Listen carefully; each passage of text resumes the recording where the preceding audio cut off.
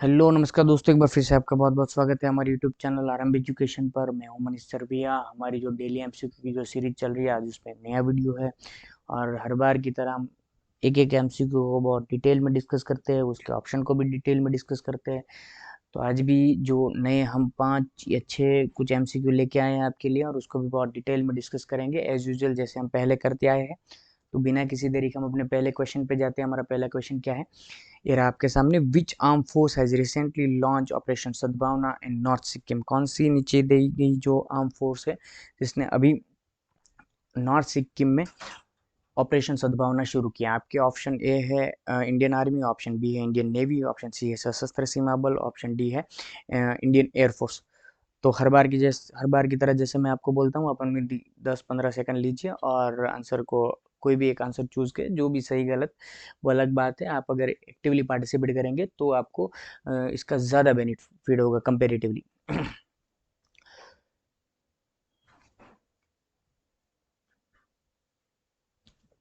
चलो, इसका आंसर मैं बता देता हूँ दोस्तों। इसका आंसर जो है वो ऑप्शन ए इंडियन आर्मी इसका आंसर है। कि इंडियन आर्मी ने अभी नॉर्थ सिक्किम में जब फ्लड हुआ तब ऑपरेशन सद्भावना वहां पे शुरू किया गया था। और ऑपरेशन सद्भावना के बारे में थोड़ा मैं आपको बता देता हूँ। आप ऑपरेशन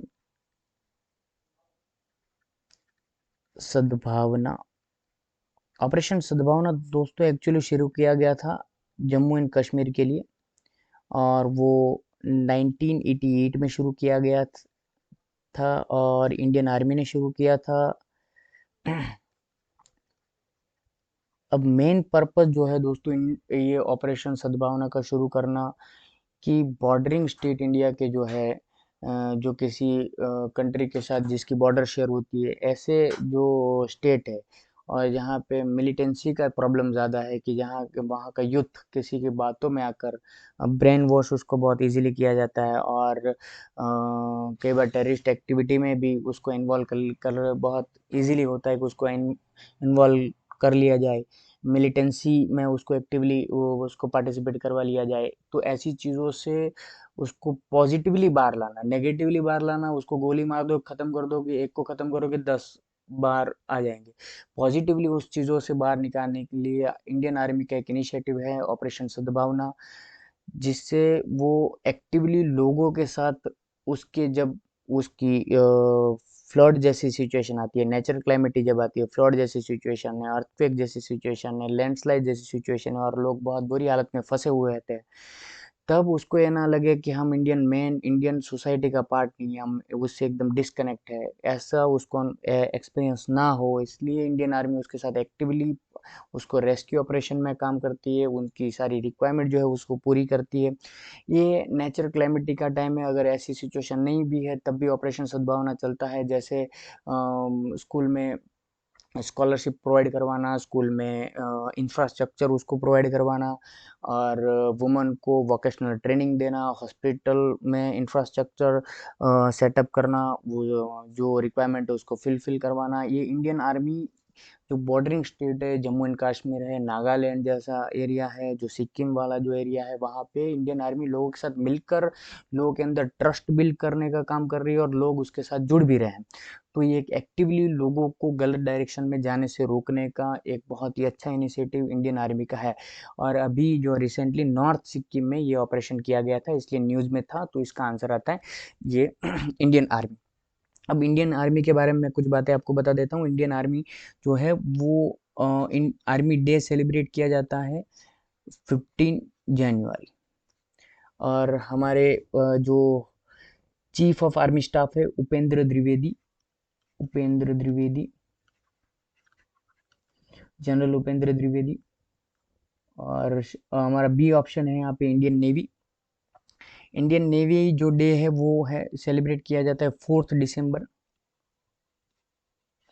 और यहाँ पे एडमिरल दिनेश कुमार त्रिपाठी, वो chief of Indian navy staff हमारे हैं, एडमिरल दिनेश कुमार त्रिपाठी। और सी ऑप्शन है हमारा सशस्त्र सीमा बल। तो ये सेंट्रल रिजर्व पुलिस फोर्स है। और जो होम मिनिस्ट्री के अंदर काम करती है, होम मिनिस्टर हमारे अमित शाह है।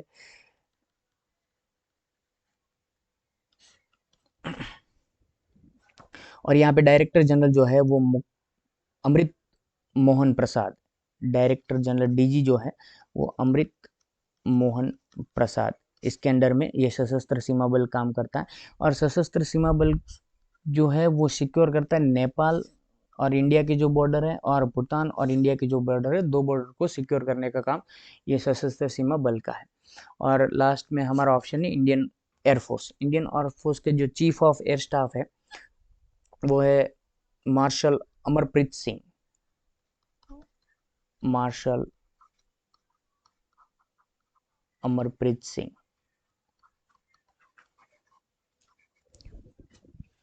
और एयरफोर्स डे दोस्तों जो सेलिब्रेट किया जाता है वो है 8 अक्टूबर।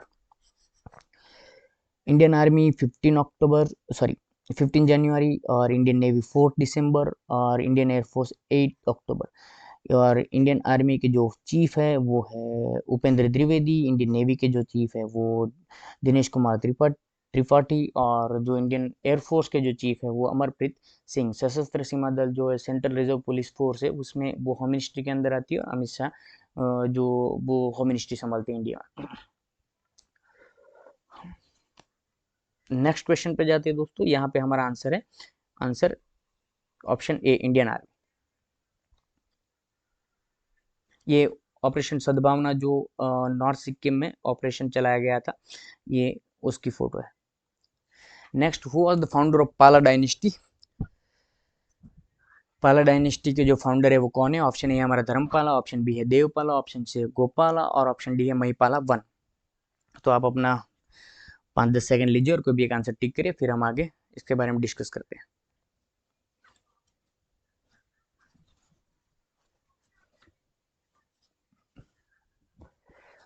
फाउंडर ऑफ पाला डायनेस्टी, इसका आंसर आता है option C Gopala.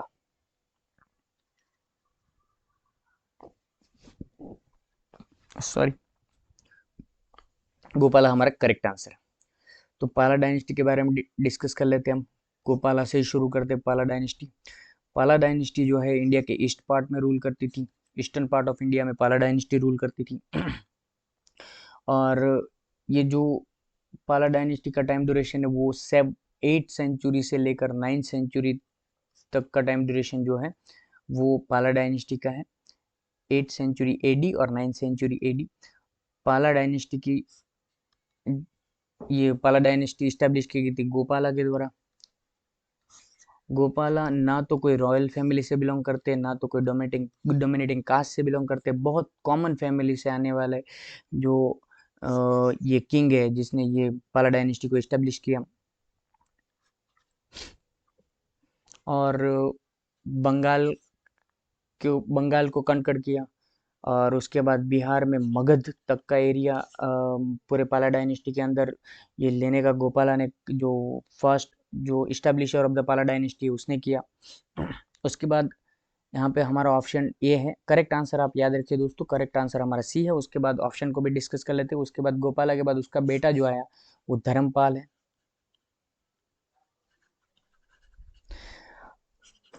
Gopala they establish the dynasty in 1750, 1750 AD में गोपाला ने अपनी डायनेस्टी स्टैब्लिश की थी। और उसके बाद 770 तक ये गोपाला ने रूल किया था पाला dynasty eastern part of the India. उसके बाद उसका बेटा आता है धर्मपाल, उसने रूल करना शुरू किया। गोपाला के बाद 770 एडी में रूल शुरू हुआ धर्मपाला का। और ईस्टर्न पार्ट में पाला डायनेस्टी रूल करती थी। वेस्टर्न पार्ट में प्रतिहारा जो कम्युनिटी है वो रूल करती थी। और डेक्कन वाला पार्ट जो है इंडिया का, वहाँ पे राष्ट्रकूटा रूल करते थे। तो एक बार प्रतिहारा के राजा ने अटैक किया था ये पाला डायनेस्टी के, जब धर्मपाला रूल कर रहे थे तब प्रतिहारा का एक किंग था जिसने अटैक किया था। और धर्मपाला कोई एक्शन ले सामने उससे पहले ही वहाँ पे राष्ट्रकूटा डायनेस्टी के ध्रुव नाम का जो एक किंग था उसने आकर ही अटैक कर दिया। ये प्रतिहारा जो किंग धर्मपाला के ऊपर अटैक करने जा रहा था उसके ऊपर अटैक कर दिया। तो अब धर्मपाला को कुछ करने की जरूरत नहीं पड़ी। अचानक ये हुआ कि ध्रुव जो राष्ट्रकूटा डायनेस्टी का जो किंग था उसने आकर ही ये उसको बचाया। और फिर यहाँ का जो प्रतिहारा का किंग था वो वापस चला गया, राजस्थान के किसी डेजर्ट वाले एरिया में छुपा बैठा था। और ध्रुव भी वापस, जो ध्रुव किंग था राष्ट्रकूटा का, वो भी वापस डेक्कन एरिया में चला गया। तो अब हुआ क्या कि धर्मपाला जो पाला डायनेस्टी का किंग है उसके लिए फुल फ्री हैंड मिल गया, ये पूरा का पूरा एरिया उसके पास आ गया अब। क्योंकि वो उसको लड़ाई करनी पड़ती, प्रतिहारा का जो किंग था उसको हराना पड़ता, लेकिन हुआ है कि अचानक राष्ट्रकूटा का जो ध्रुव जो किंग है उसने आके उसको हरा दिया, तो उसको कुछ करने की जरूरत नहीं पड़ी। फिर ध्रुव भी वहां पे जो किंग था वो भी नहीं रुका, वो भी वापस चला गया। तो ये पूरा का पूरा एरिया ये धर्मपाला के अंदर आ गया, और उसने फिर बाद में जाके कन्नौज के ऊपर कब्जा किया। और बाद में उसने कन्नौज के ऊपर कब्जा करने के बाद एक ग्रांड दरबार का आयोजन किया गया, ग्रांड दरबार। और उसमें पंजाब के किंग और पूर्व राजस्थान के ईस्टर्न राजस्थान के जो जो किंग थे उसको भी बुलाया, उसको भी इनविटेशन उसमें मिला। मतलब वो लोग आ रहे हैं तो इसका सीधा सीधा मतलब ये है कि वो इसकी डोमिनेंस में ही काम कर रहे हैं। तो धर्मपाला का मतलब पंजाब तक और राजस्थान के पूर्वी एरिया तक धर्मपाला का रूल चल रहा था। ये पॉलिटिकल जो डिटेल डिस्कस करने के बाद एक और भी बात है जो उसने एजुकेशन के लिए किया था धर्मपाला ने, वो है तक्षशिला। जो यूनिवर्सिटी है वो धर्मपाला ने इस्टेब्लिश की थी, तक्षशिला। और नालंदा यूनिवर्सिटी है वो बनाई गई थी कुमार गुप्ता ने, कुमार डायनेस्टी के जो रूलर थे उसने। लेकिन उसको रिकंस्ट्रक्ट करने का काम धर्मपाला ने किया था। नालंदा यूनिवर्सिटी जो बिहार के अंदर है, बिहार का कैपिटल पटना है। और अभी वहाँ पे नीतीश कुमार जी की गवर्नमेंट चल रही है, पार्टी का नाम है जेडीयू, और बीजेपी के साथ मिलकर अभी कोalition में गवर्नमेंट चल रही है। थोड़ा करंट अफेयर भी मैंने आपको साथ में बता दिया। अब मुझे नहीं लगता कि धर्मपाला के बारे में कोई बातें छूट रही है। हम्म, अब धर्मपाला के बारे में दूसरे, उसके बाद यहाँ पे ऑप्शन बी हमारा देवपाला है, तो उसके बारे में भी मैं कुछ बातें आपको बता देता हूँ। देवपाला, तो धर्मपाला के बाद जो इसने ये 810 AD, जब धर्मपाला का रूल खत्म हुआ तब नए किंग आए देवपाला। और देवपाला ने ये एक्सटेंड किया अपना एम्पायर, वो बंगाल वाले एरिया से लेकर ये ओडिशा के ऊपर कब्जा किया गया, ओडिशा के बाद आसाम के ऊपर कब्जा किया। तो अपना जो धर्मपाला के अंडर जो एरिया था उसको एक्सटेंड किया। दोस्तों एक और बात जो यहाँ पे बीच में मैं देवपाला के ऊपर चला गया, उससे पहले एक बात आपको बताना रहेगी, वो है कि जब धर्मपाला ने ये कन्नौज के ऊपर ये पूरा कन्नौज तक, ईस्ट से लेकर कन्नौज तक जो पूरा एरिया एक्सटेंड कर लिया था, उसके बाद प्रतिहारा का किंग जो मैं आपको बताना रह गया था वो था नागभट्टा। वो प्रतिहारा का किंग था, उसने प्रतिहाराओं का बदला लेने के लिए, वो पालाओं को हराने के लिए, राष्ट्रकूटाओं को हराने के लिए, ये पूरा अपना एम्पायर को रिवाइव करने के लिए नागभट्टा नाम का एक किंग जो था वो वो वहां से उसका टाइम ड्यूरेशन शुरू हो रहा है। और उसने ये धर्मपाला को बिहार के अंदर एक जगह है,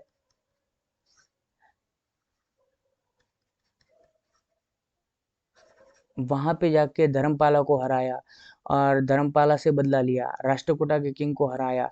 और नागभट्टा ने फिर से रिवाइव किया प्रतिहारा डायनेस्टी को, और फिर से गंगा तक का एरिया उसके अंडर लिया, बिहार तक। ये पालाव के पास था, लेकिन बंगाल तक का एरिया जो है वो नागभट्टा ने फिर से प्रतिहाराओं का, एक टाइम था कि जो खुद हार गया था, वो उसका राजा भाग के राजस्थान के डेजर्ट में छुप रहा था, फिर से रिवाइव करने का काम ये प्रतिहाराओं में नागभट्टा ने किया।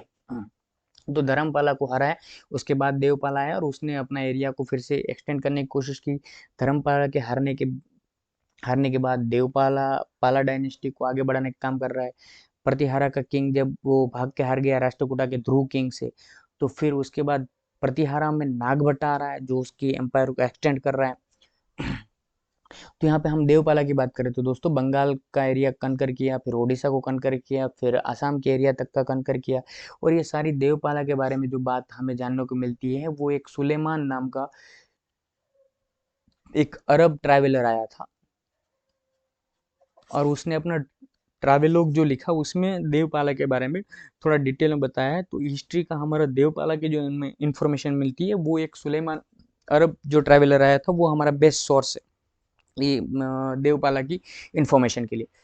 अब देवपाला के बाद एक लास्ट ऑप्शन जो बचता है दोस्तों वो महिपाला है। तो महिपाला ने जब पाला डायनेस्टी को जब वो किंग बना, वो ईयर था 988 एडी, जब उसने ये गद्दी पे बैठा, वो राजा बना।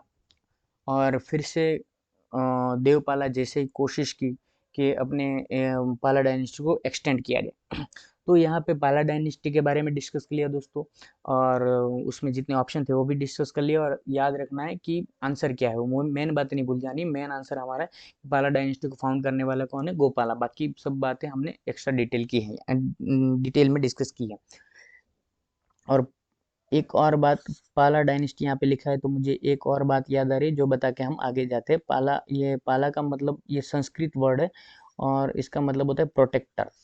तो ये राजा जितने भी हैं उसने अपने नाम के पीछे पाला लगाया हुआ है, मतलब वो अपने लोगों को दिखाना चाहते हैं कि हम आपके प्रोटेक्टर, और हम जब तक जिंदा है ये आप सुरक्षित है। तो धर्मपाला है, देवपाला, गोपाला, महिपाला, जो आप पीछे जो पाला लगते हैं वो संस्कृत का वर्ड है और उसका मतलब होता है प्रोटेक्टर। तो लोगों को ये भरोसा दिलाने के लिए इस तरह के वर्ड इस्तेमाल किए जाते हैं। तो दोस्तों सेकंड, अब थर्ड क्वेश्चन के ऊपर जाते हैं। थर्ड क्वेश्चन है हमारा, विच पाला रूलर हैड द ग्रांड दरबार after the capturing Kannauj. Kannauj को जीतने के बाद कौन सा राजा है जिसने ग्रांड दरबार बुलाया था और उसमें कई सारे किंग को भी इनविटेशन दिया था।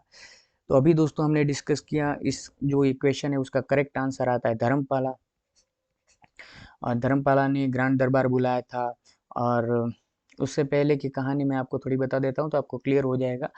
ये गोपाला रूल कर रहे थे और गोपाला का टाइम ड्यूरेशन खत्म हुआ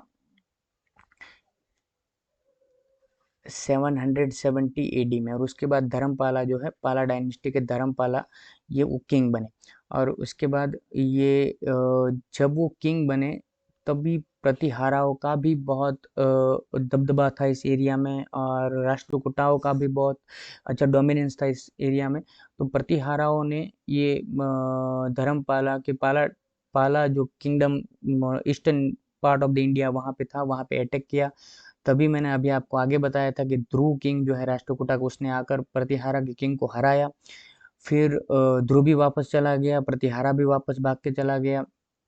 तो धर्मपाला के पास उतना एरिया फ्री हैंड मिल गया और बहुत सारे एरिया बिना उतनी मेहनत से उसको मिला। और उसने बाद में कन्नौज के ऊपर कब्जा किया, और कन्नौज के ऊपर कब्जा करने के बाद वहाँ पे कई सारे पंजाब के जो किंग थे और पूर्व राजस्थान के जो किंग थे उसको इनविटेशन दिया, उसको बुलाया और ग्रांड दरबार का आयोजन किया, जो हमने पहले डिस्कस किया था। फिर से मैं आपको बता रहा हूँ, करेक्ट आंसर है धर्मपाला। यही रिवीजन का यही तरीका होता है कि आप एक ही बात को बार बार रिपीट करते रहो, तभी आपके दिमाग में बैठेगा। एक पूरी बुक आप रीड कर लो, कई सारी बातें दिमाग में आएगी, कई सारी निकल जाएगी, लेकिन रिवीजन का यही सही तरीका है कि आपको एक ही बार बात को 10 बार रिपीट किया जाए।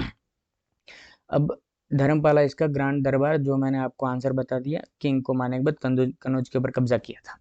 तो अब आगे की कहानी यहीं से शुरू करते हैं। जैसे ही ये कन्नौज तक का एरिया, कन्नौज तक पूरा एरिया जीत लिया, फिर ग्रांड दरबार का आयोजन किया, राजाओं को बुलाया। और ये भी ये बताते हैं, जो राजा आते हैं ये भी बात एक बताते हैं कि वो उसके डोमिनेंस में है।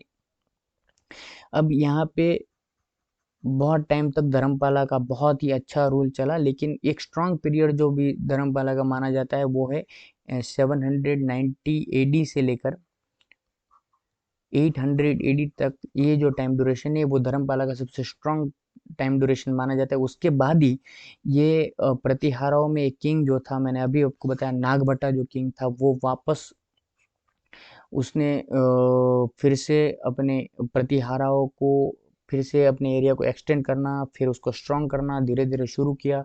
और नागभट्टा ने ही ये धर्मपाला को बिहार बिहार में जाके हराया था। और राष्ट्रकूटाओं को भी थोड़ा कंट्रोल किया। धर्मपाला डायनेस्टी, पाला के लोग, पाला डायनेस्टी के जो धर्मपाला थे उसने जो पूरा उज्जैन, वो कनौज तक पूरा कब्जा करके रखा था, उसको उसको कंट्रोल में किया, उसको हराया। तो ये नागभट्टा के बारे में भी हमने डिस्कस किया था दोस्तों। और ये धर्मपाला के बाद देवपाला जो है, एक और बात मैं आपको बताना भूल गया, धर्मपाला जब भी आए तो आपको याद रखना है, तक्षशिला यूनिवर्सिटी बनाई थी और नालंदा यूनिवर्सिटी को बनाया नहीं था, उसको रीबिल्ड किया था। बनाने का काम कुमार गुप्ता ने किया था। फिर धर्मपाला के बारे में आपको यूनिवर्सिटी याद रखनी है। फिर जो उसने ये गोपाला के बाद आ रहे वो याद रखना है। फिर नागभट्टा के साथ वॉर हुई थी वो याद रखना है। उसके बाद हम डिस्कस करते हैं देवपाला के बारे में। देवपाला, जब ये धर्मपाला को हराया गया। फिर उसके बाद देवपाल आया और उसने बंगाल के एरिया के ऊपर कब्जा किया, आसाम के ऊपर कब्जा किया, उड़ीसा के एरिया के ऊपर कब्जा किया। और इस एक अभी थोड़ी देर पहले मैंने आपको बताया था पाला, जो देवपाला के बारे में इंफॉर्मेशन मिलती है वो सुलेमान नाम का एक अरब ये ट्रैवलर आया था और उसने उसके ट्रैवलॉग में लिखा था देवपाला के बारे में, वो हमारा सोर्स है देवपाला के लिए। उसके बाद हमारा महिपाल भी मैंने आपको बताया था, महिपाला वन, वो उसने भी जब जो पाला डायनेस्टी का जब डिस्टिंक्ट चल रहा था, वो कमज़ोर होता जा रहा था, तब उसको फिर से रिवाइव करने का काम उसमें most important role have been played by the Mahipala also. तो उसमें महिपाला ने भी बहुत इंपॉर्टेंट रोल प्ले किया है कि फिर से पाला डायनेस्टी को वो रिवाइव किया जाए। हमने यहाँ पे धर्मपाला के बारे में डिस्कस कर लिया, महिपाला के बारे में डिस्कस कर लिया, देवपाला के बारे में डिस्कस कर लिया, गोपाला के बारे में।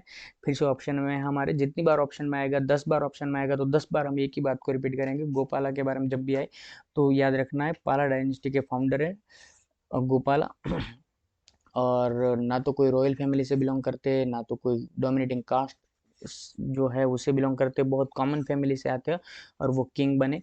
और उसका टाइम ड्यूरेशन शुरू होता है 750 एडी से लेकर ये 770, उसके बाद धर्मपाला का टाइम शुरू होता है। इस टाइम ड्यूरेशन में ये गोपाला ने पाला डायनेस्टी इस्टेब्लिश की और बंगाल के ऊपर कब्जा किया। और बंगाल के बाद ये बिहार का जो मगध तक का एरिया है वो भी गोपाला ने अपने अंडर लिया।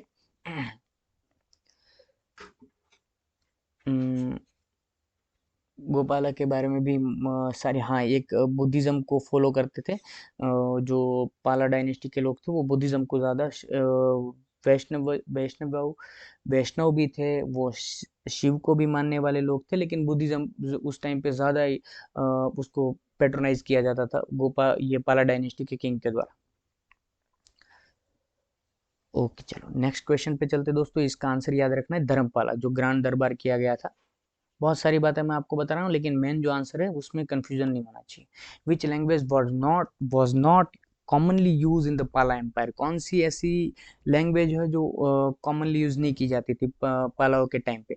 संस्कृत ऑप्शन है हमारा ए, बी ऑप्शन है प्राकृत, सी ऑप्शन है तमिल, डी ऑप्शन है पाली। कौन सी लैंग्वेज हो जो नहीं यूज की जाती थी रेगुलरली, कॉमनली यूज नहीं किया जाए? कॉमनली यूज नहीं करना मतलब लोकल लोग उसका यूज नहीं करते थे इतना। करेक्ट आंसर है हमारा दोस्तों इसमें तमिल। तमिल लैंग्वेज का पाला ईस्टर्न पार्ट में रहने वाले लोग तमिल लैंग्वेज यूज नहीं करते थे, संस्कृत यूज करते, प्राकृत यूज करते थे, पाली लैंग्वेज यूज करते थे। मैंने आपको अभी बताया पाला जो वर्ड है वो संस्कृत लैंग्वेज का वर्ड है और उसका मतलब होता है प्रोटेक्टर। इसीलिए जितने भी ये किंग थे पाला डायनेस्टी में, वो सब नाम के पीछे पाला लगाती, जैसे गोपाला है, जैसे धर्मपाला है, जैसे देवपाला है, जैसे महिपाला है, ये सब पाला लगता था। प्रोटेक्टर मतलब वो रक्षक है, रक्षा करने वाले लोग हैं, लोगों को सेफ फील करवाने के लिए इस तरह के टर्मिनोलॉजी का यूज किया जाता है। हाँ, फिर से पाला, धर्मपाला, देवपाला और महिपाल फिर से आ रहे हैं। गोपाला के बारे में मैंने आपको अभी बताया कि गोपाला जो है वो फाउंडर है पाला डायनेस्टी के, और उसका टाइम ड्यूरेशन 750 से लेकर 770 तक का टाइम ड्यूरेशन है। बंगाल के ऊपर कब्जा किया था, बिहार में मगध तक कब्जा कर लिया था गोपाला ने। और ना तो रॉयल फैमिली से बिलोंग करते, ना तो कोई डोमेस्टिक कास्ट से बिलोंग करते हैं, वो कॉमन फैमिली से आते थे, फिर भी इतना बड़ा एम्पायर बनाया। धर्मपाला के बारे में कुछ बातें याद रखनी है। 770 से टाइम ड्यूरेशन शुरू होता है। धर्मपाला ने के वॉर हुई थी धर्मपाला की प्रतिहारा के किंग के साथ, और उसके वॉर होने वाली थी उससे पहले ध्रुव नाम का जो एक राष्ट्रकूटा का जो राजा था वो आ गया था। फिर धर्मपाला को इसके लिए वॉर करने की जरूरत नहीं पड़ी थी, कन्नौज को कब्जा कर लिया था। फिर नागभट्टा नाम का एक किंग प्रतिहारा का वो आया था और उसने धर्मपाला को हराया था। और धर्मपाला के बाद देवपाला आ रहा है। धर्मपाला जब भी आया आपको याद रखना है तक्षशिला यूनिवर्सिटी बनाई थी और नालंदा यूनिवर्सिटी को बनाई नहीं थी, लेकिन रिबिल्ड करने का काम ये धर्मपाला ने किया था। उसके बाद देवपाला आ रहे हैं। देवपाला के बारे में जब भी आए तो आपको याद रखना है कि ओडिशा के ऊपर कब्जा किया था, आसाम के ऊपर कब्जा किया था, धर्मपाला के बाद आए थे। और इसके बारे में पता लगता है सुलेमान नाम का एक जो अरब ट्रेडर्स आया था, उसने अपने ट्रैवलॉग में लिखा था, वो हमारा सोर्स है देवपाला के बारे में। महिपाल 988 एडी में महिपाल जो है उसने रूल, वो किंग बने थे, और फिर से पाला डायनेस्टी का जो डाउनफॉल चल रहा था उसको फिर से रिवाइव करने का काम किया। ओके चलो आगे चलते हैं।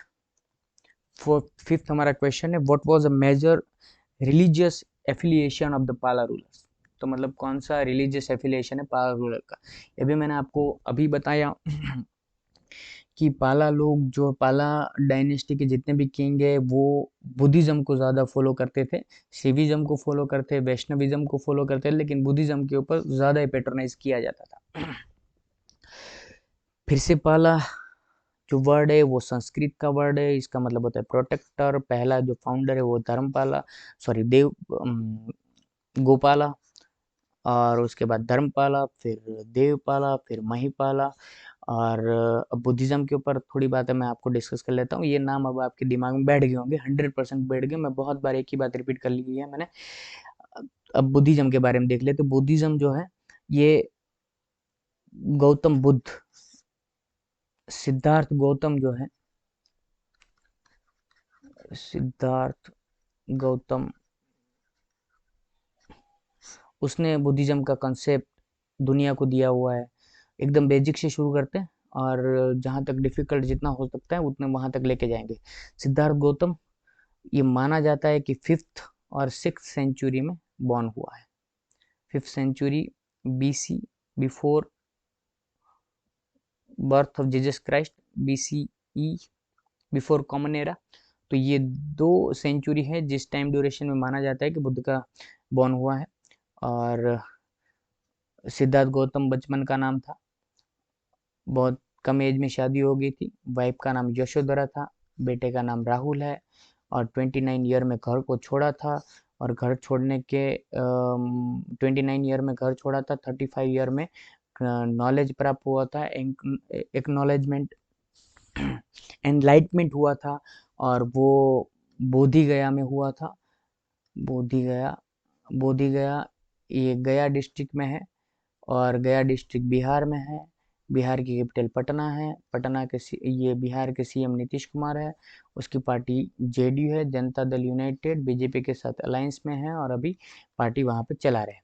फिर से वापस अपने टॉपिक में आ जाते हैं। 35 साल की एज में ये एनलाइनमेंट हुआ था, ज्ञान की प्राप्ति हुई थी। और अपना पहला लेक्चर जो दिया था वो सारनाथ में दिया था। उसको ये धम्म चक्र परिवर्तन बोला जाता है उस घटना को। 5 लोगों को पहली बार ये लेक्चर दिया था बुद्धा ने। और 80 ईयर की एज में, अब एंड पे आ जाते हैं, 80 ईयर की एज में कुशीनारा एक जगह है वहाँ पे डेथ हुई थी। हाँ, मोस्ट बातें मैंने यहाँ पे ये आपको इसमें इंक्लूड कर ली। अब हमारा डी ऑप्शन है। अब आंसर, मेन जो क्वेश्चन है वो हमारा है कि पाला जो डायनेस्टी के किंग वो कौन से रिलीजन से ज़्यादा एफिलिएशन थे। आंसर हमारा बुद्धिज्म है, महायान बुद्धिज्म है। महायान और हीनयान जो 2 बुद्धिज्म में जो 2 पार्ट है, वो बुद्ध की डेथ होने के बाद जो है ये 2 बातें कॉन्ट्रडिक्ट करने वाली बातें आई है। महायान के लोग क्या है, मूर्ति पूजा में मानते हैं और बुद्ध की पूजा करते हैं। हीनयान के लोग बुद्धा की जो लिटरल बोली गई बात है उसको मानते हैं, कि बुद्धा की पूजा नहीं करते हैं, मूर्ति पूजा नहीं करते हैं। और बुद्धा ने जो बताई हुई बातों को फॉलो करने वाले लोग वो हीनयान वाले लोग। महायान वाले लोग उसकी पूजा करते हैं, मूर्ति की। ये फर्क है मेन। और अब यहाँ पे जैनिज्म भी हमारा एक ऑप्शन है। जैनिज्म के बारे में, जैसे बुद्धा के बारे में मैं बताया, जैनिज्म के बारे में भी थोड़ा डिस्कस कर लेते हैं। ये वर्धमान, जब महावीर स्वामी जो थे वो बचपन का नाम वर्धमान है, और 30 ईयर में घर को छोड़ा था। और घर को छोड़ने के 12 साल के बाद ये ज्ञान की प्राप्ति हुई थी, एनलाइनमेंट हुआ था। और बॉर्न, ये मैंने सिद्धार्थ गौतम के एक बताना भूल गया मैं आपको, लुम्बिनी में, लुम्बिनी नेपाल में एक जगह है जहाँ पे बॉर्न हुआ था, नेपाल। और अब वापस आ जाते हैं वर्धमान के ऊपर। फिर वर्धमान बचपन का नाम है, और फिर महावीर। और ये 30 साल की एज में ज्ञान प्राप्त हो गया था, घर को छोड़ दिया था। उसके 12 साल के बाद एनलाइनमेंट हुआ। और 72 ईयर की एज में पावापुरी में डेथ हुई। और एक और बात, महावीर जो थे वो 24 तीर्थंकर थे, और फर्स्ट तीर्थंकर जो थे वो ऋषभ देव थे। ओके चलो, मोस्टली मैंने बातें यहाँ पे कवर कर ली है। नेक्स्ट फिर से, हु अमंग द फॉलोइंग पाला rulers is known for the reviving the dynasty इन 988? कौन सा पाला रूलर है जिस जो जाना जाता है कि पाला डायनेस्टी को फिर से 988 में फिर से रिवाइव किया? ऑप्शन ए हमारा गोपाला, फिर से देवपाला, महिपाल, धर्मपाल। अभी हमने बहुत बार डिस्कस कर लिया है दोस्तों, तो अभी तो आपको ये दिमाग में बैठ ही जाना चाहिए और 1 सेकंड में आंसर आना चाहिए। इसमें टाइम लग रहा है तो फिर कहीं ना कहीं गड़बड़ है, कहीं ना कहीं सो रहे हैं आप लोग, यही है, 1 सेकंड में आंसर नहीं आ रहा है तो।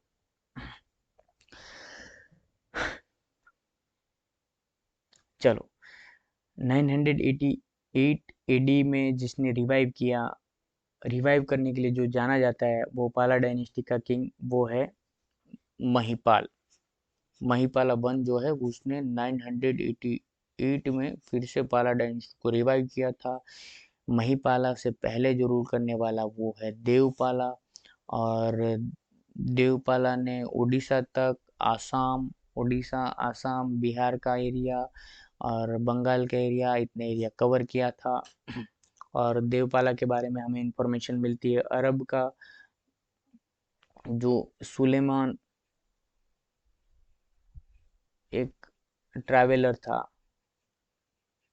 उसने जो ट्रैवेलॉग लिखा, उससे उससे हमें देवपाला के बारे में पता लगता है। और हमारे यहाँ पे धर्मपाला फिर से ऑप्शन में है, तो फिर से हम उसको डिस्कस कर लेते हैं। धर्मपाला ये सेकेंड एम्परर है पाला डायनेस्टी के, और फादर का नाम गोपाला है। और जब वो किंग बने, वो ईयर था 770 में वो पाला डायनेस्टी के एम्परर बने।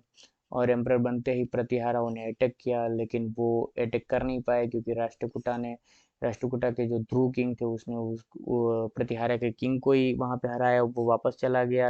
राष्ट्रकूटा का जो किंग था ध्रुव, वो भी वापस चला गया, तो पूरा का पूरा जो है वो एरिया अब धर्मपाला के अंदर में आ गया। और धर्मपाला ने कन्नौज के ऊपर कब्जा किया, कई सारे जो ग्रांड दरबार भी उसने आयोजित किया। कन्नौज जीतने के बाद बहुत टाइम तक, बहुत अच्छा खासा टाइम रहा, मैंने आपको बताया भी था कि 719 एडी से लेकर 800 एडी तक का टाइम ड्यूरेशन जो है वो धर्मपाला का था, और स्ट्रॉन्ग टाइम पीरियड चल रहा था। लेकिन जब ये धीरे धीरे डिक्लाइन होना शुरू हुआ, नागभटा नाम का एक प्रतिहारा का किंग जो है उसने धीरे धीरे वो अपनी डोमिनेंस बढ़ाता गया, और उसने खुद धर्मपाला को हराया, और राष्ट्रकूटा किंग को भी हराया। फिर वहां से डाउनफॉल होना शुरू हुआ धर्मपाला का, उसकी हार हुई, उसके बाद देवपाला आ रहे। ये भी बातें हमने डिस्कस कर ली थी दोस्तों। धर्मपाला के बारे में एक और बात बताना, मैं रिवाइज करना रह गया, तक्षशिला आपको यूनिवर्सिटी दिमाग में से निकलनी नहीं चाहिए, नालंदा यूनिवर्सिटी निकलनी नहीं चाहिए। और गोपाला अभी हमने डिस्कस किया, पाला डायनेस्टी का फाउंडर है।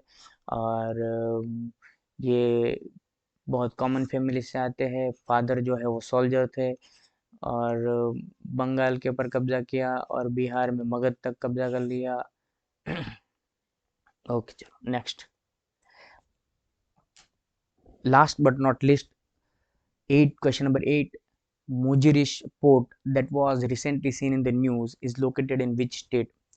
मुजरिश एक पोर्ट है दोस्तों जो अभी न्यूज में था, वो कौन सी जगह पे लोकेटेड है? प्लेस इन द न्यूज, ये क्वेश्चन है हमारा। ऑप्शन ए हमारा केरला, ऑप्शन बी तमिलनाडु, सी कर्नाटका, डी महाराष्ट्र। तो आप अपने 5 सेकंड लीजिए और कोई भी एक आंसर जो भी आपको सही लग रहा है उसको टिक करने की कोशिश करें।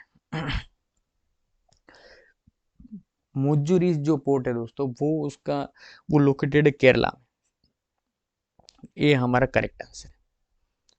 और एंशंट पोर्ट था, अभी एक्चुअली बहुत सारे हिस्टोरियन और आर्कियोलॉजिस्ट जो है, उसमें भी वो भी उसके ओपिनियन भी कॉन्ट्रडिक्ट है। हर हर एक आर्कियोलॉजिस्ट अलग अलग जगह मुझे इसके लिए बताता है, और कई सारे आर्कियोलॉजिकल एविडेंस भी मिले हैं, लेकिन फिर भी अभी वो थोड़ा इसका लोकेशन कॉन्ट्राडिक्टरी है। लेकिन अभी न्यूज़ में क्यों है, क्योंकि MGS नारायण, जिसने who play most important role in the project of the Muziris heritage project, इसमें जो जिसने बहुत इंपॉर्टेंट रोल प्ले किया, उसको अभी केरला की असेंबली में याद किया गया था, और इसीलिए ये मुद्दा बहुत ये न्यूज़ में चल रहा था पोर्ट के बारे में। उसको अभी एग्जीक्यूशन उसका हो रहा है, उसमें से कई सारी जो पुरानी चीज़ें, एंशियंट टाइम की चीज़ों के ऊपर रिसर्च चल रहा है, आर्कियोलॉजिस्ट उसके ऊपर काम कर रहे हैं, इसलिए ये जो है ये पोर्ट जो है एंशियंट पोर्ट वो न्यूज़ में था। यहाँ पे तमिलनाडु दिया हुआ है दोस्तों। तमिलनाडु की कैपिटल है चेन्नई, कर्नाटक की कैपिटल है बेंगलुरु, महाराष्ट्र की कैपिटल है मुंबई।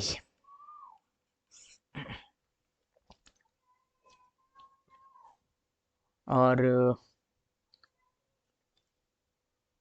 हाँ,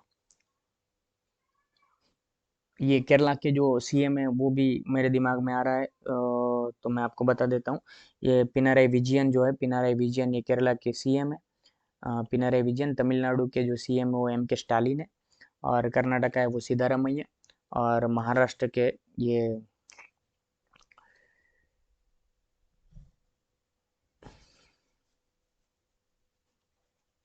दिमाग में से मेरे ये नाम स्लिप हो गया, मेरे चेहरा मेरे दिमाग में आ रहा है। छोड़ो, ये लोकेशन है।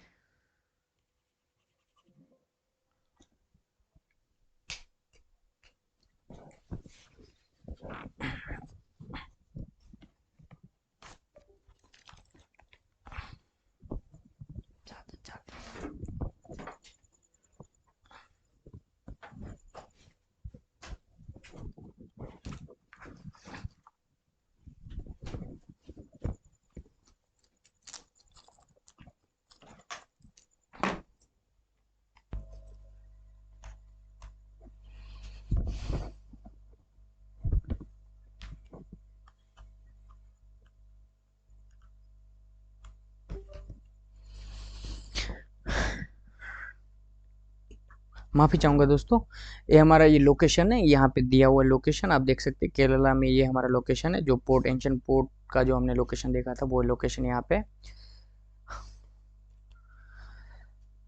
तो थैंक यू सो मच, आप लोग लास्ट तक हमारे साथ बने रहे, और आगे अगर आप इतना ही सपोर्ट करते रहेंगे तो मैं आगे ऐसे ही नॉलेजेबल वीडियो और जो रिवीजन आपका अच्छे से अच्छे रिवीजन होता रहे, ऐसी मैं अपनी बेस्ट कोशिश करूँगा।